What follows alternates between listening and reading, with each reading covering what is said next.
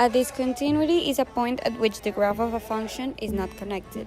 An example is x squared negative 1 over x negative 1. Because we can cancel x negative 1, that means that there's a hole at x equals 1. After simplifying the function, we can obtain that the vertical asymptote is x equals 1, and the horizontal asymptote doesn't exist because of the rules written next. They exist several types, such as removable, endpoint, jump, mixed, and infinite. The first one is the jump discontinuity. This is when a function is approaching different values depending on the direction of x. In the example, we can see that both one-sided limit exists but have different values.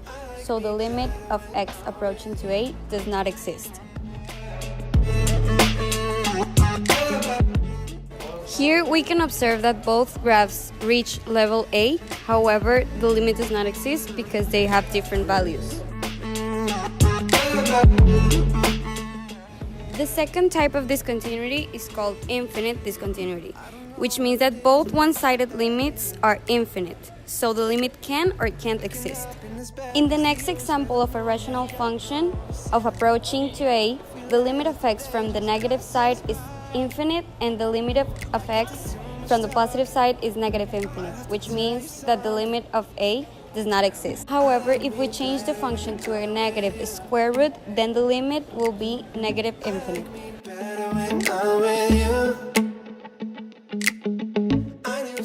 The third type is called endpoint discontinuity. This is a function defined on an interval on a closed endpoint, and the limit can't exist at this endpoint.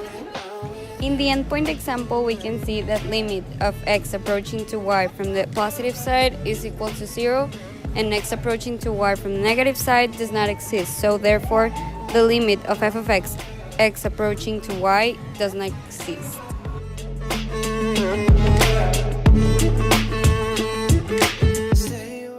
And here, if we change the point to an open point and add a closed point up, then the limit will still not exist.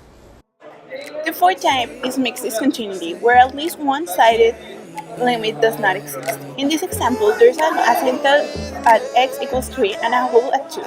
So, the limit approaching 3 from the right is equal infinite, but from the left does not exist, so the limit doesn't exist. Here we left the asymptote and the hole at the same place, so x approaching to 2 is 1, but approaching from the left it doesn't exist, as well as the result. The next one is a removable discontinuity, where the limit exists even though a hole.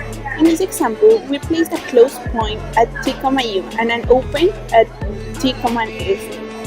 The limit approaching to t from both sides is s, so the limit is s, but f of x is located in it. The next example is similar, because both approaches from both sides and it exists, but the point doesn't.